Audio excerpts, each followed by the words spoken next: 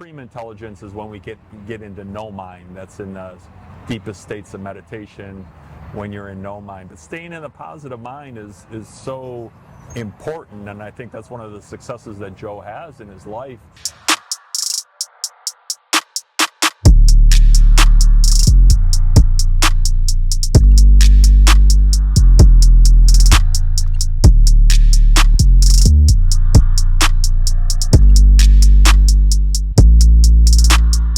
Sure, I'm Bajrang. I'm a meditation and yoga teacher. Oh, nice. Yes. That's cool. Where do you do that at? Satva, California. Satva, California. We have a place in Rancho Cordova. Okay. How long have you known Joe? Known Joe about 5 years or so. Yeah, maybe a little bit over 5 years. So I taught Joe meditation and have gotten to be able to spend time with him, traveling and doing lots of social activities as well. So That's cool. You feel like he's made an impact on your life in any way? yeah, Joe makes an impact on anybody who comes across. You know, he's a fantastic human being, so he's really committed to his own evolution, which is so important. You know, that he realizes he's not defined by the past or the future. He really lives in the present, seeking to continue to better himself. And along the way, he is just an amazing life force to everybody that comes in his presence. Absolutely. I can tell you're a meditation teacher. Excuse I me? can tell you teach meditation. I feel more calm when you Yes. talk. Meditation, breath work, Nice. so yoga, Vedic astrology as well, so Jyotish, Vedic astrology. So I've never heard of that. What's that?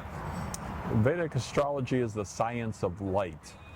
So it's based upon your time of birth, location of birth, and place of birth. Oh, okay. You have a, Like your angel number, or not your it's angel. just the energy that you are. So we're all energy. Okay. And so based on that, then you can see your life unfold through your life chart, what we call your natal chart. Yeah. So the reason that I do it is to help people evolve, to help people better understand themselves. It's actually something I haven't done with Joe yet, but to better understand why things have happened in your life. And then upcoming as well, because we are all energy, we're all affected by the planets, the sun, the moon, obviously. We understand that with the moon, the tides, right, affect it, and we understand that how moon affects women as well on a monthly basis. So the planets are all affect us greatly, and so Jyotish Vedic astrology helps us to better understand our lives so that we can evolve, we can grow, right, to become the best form of ourselves so that we can be happier, more successful, lead more purposeful lives. Nice. My ex did my birth chart a while ago, so I'm a little bit into that. I don't know. Yeah. But, it's Western astrology or Vedic? So there's, I don't know. She Yeah. just did my birth chart and told Yeah. me my sun sign and all that. okay. Yeah. Okay. My Venus sign and all that stuff. So. Yeah. Yeah, a lot of times there's difference between the Western astrology and Vedic astrology. So Western astrology is more where people get defined just by their sun sign, whereas we're affected by all of the planets, all of the constellations. They just affect us at different times in our lives, in different ways in our lives as well. I think so, yeah. Yeah. I believe it. So Yeah, that's cool. yeah, so it's really fascinating science. So this is a technology that's been around for tens of thousands of years. It's all based upon mathematics, but it's before mathematics was even a thing. Yeah. These rishis, these wise men and women that were able to understand this science, and it was really a divine way that they were guided to be able to offer these sciences to those that were interested. That's cool, man. I feel like it definitely affects us. Anything else you want to say about this guy? Me? Yeah. Oh, I think he's an amazing human being.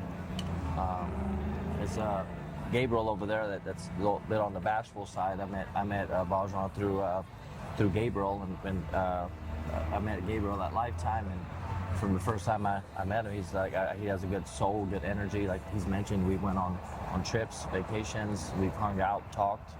Had some heart-to-hearts. He's just, every time I get around him, he's a beautiful human being. I also love the fact that he's non-judgmental. He's just so open and understanding about so many walks of life. He's never negative. I've never seen him upset. I mean, I get upset for crying.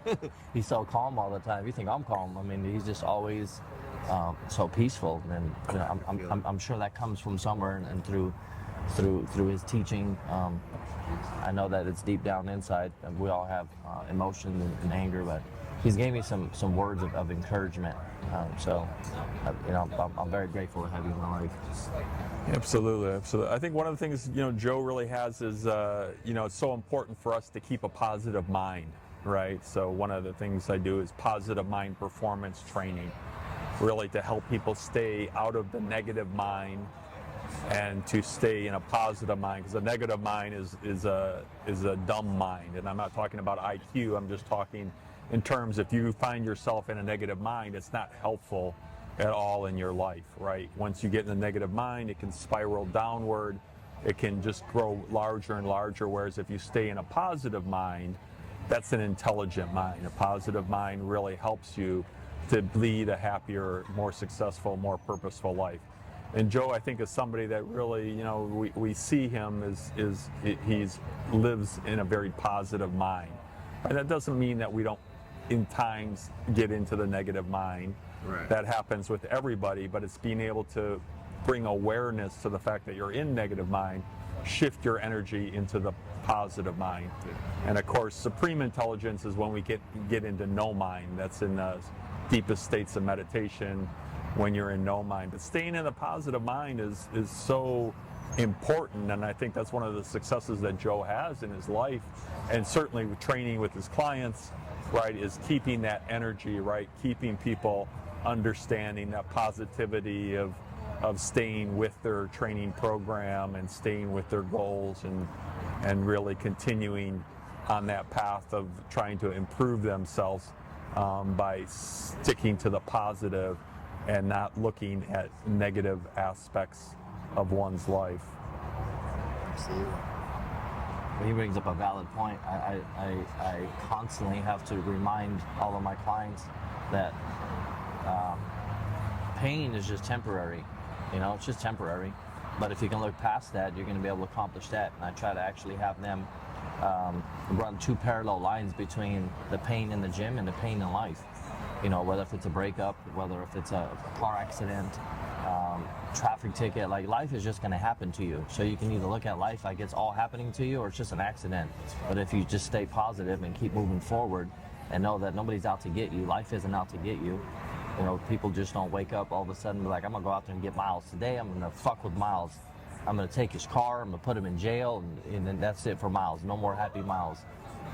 I've learned just to have a better outlook in life, because I did have a very negative outlook for a long time. It didn't get me anywhere.